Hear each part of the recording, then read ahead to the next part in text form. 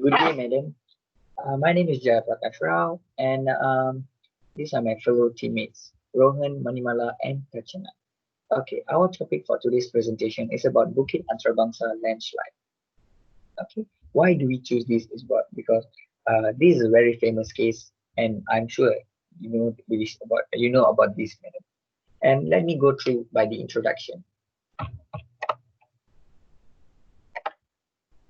Okay, introduction. Bukit Antarabangsar is one of the elite residential area that is situated in Ampang and called as the Beverly Hills of Malaysia.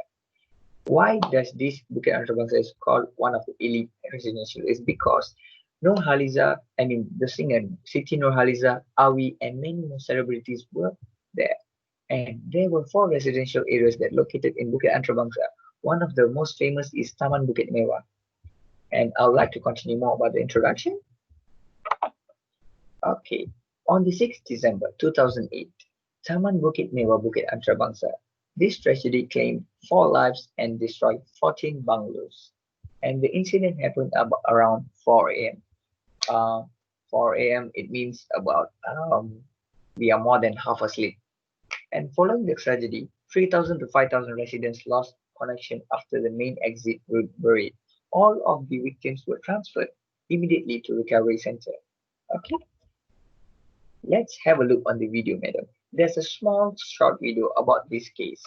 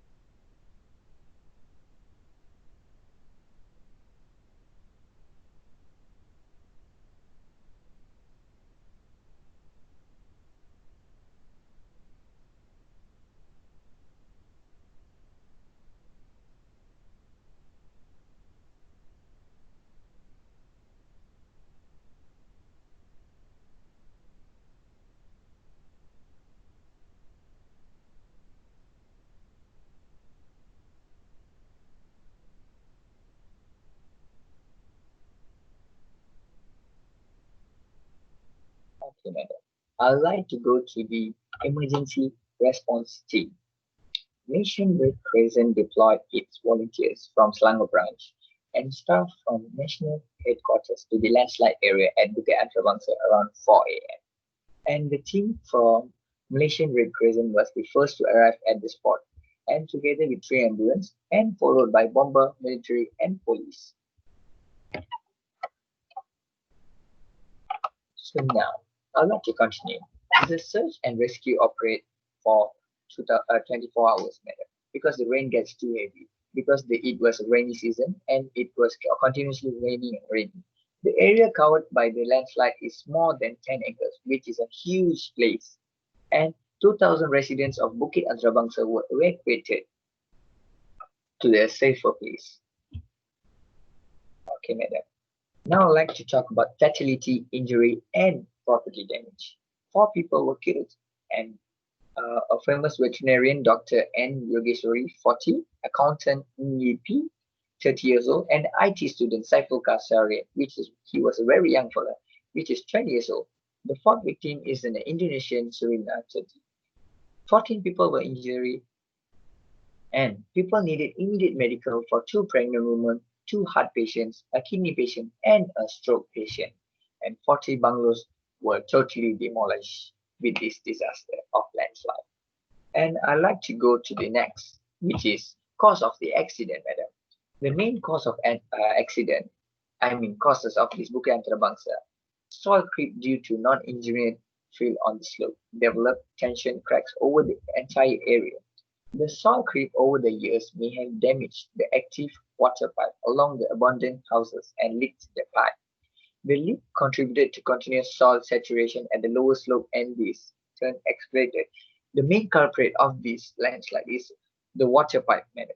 It has been leaked for more than 3 months, I say, and these leakage have not found by anybody. And prolonged rainfall during this month of October until November. It has been a rainy season from October until November, and the rise in groundwater table and increase the rate of creep and unstable soil. An increase of soil creep further damage the drainage facilities and widen the extension cracks and open new tension cracks. So the cracks of the road have been openly wider and wider as we have been slowly expanded. And the main mitigation strategies for this landslide, madam, is hazard mapping. And second is land use and retaining walls, surface drainage, control works, and engineered structure, increasing vegetation cover, and of course, insurance to recover all the money of the victims. And next is recommendation. Okay, I would like to recommend a few steps for the government to take a look about this recommendation. Needs to upgrade more on the knowledge on national phenomena to the public through media. I mean, a more share through on more knowledge through media about this landslide for public to know about what is it and provide more expertise to prevent this matter before it happens by conducting a campaign for local to participate. I mean, a small campaign will do, like we start from zero and people might know slowly, but surely provide some expenses on wall retention, especially on area which can be prone to landslide. Okay, man. And so on. I'd like to go another way to prevent landslide environmentally is to plant a ground cover on slopes. This is why do we plant ground cover slopes is to support the slopes which with more roots and can help from occurrence of landslide. And the government, they should provide, I mean, a privilege, a stay for the victims because there'll be a certain place to have a stay until this landslide problem finishes. And the weather. Another solution to the technological is satellite images from the meteorological station can be used for warning the locals about the weather, especially during the intense rainfall. I'm moving to the conclusion, madam. Conclusion is, in a nutshell, unethical problem will cause problems and to kind any project or the person itself. Hence, an engineers or the and contractor should be apply ethical code, use of code as a guideline of their work. And importantly, the developer should focus on the profit of the project, yet consider on the lives of people.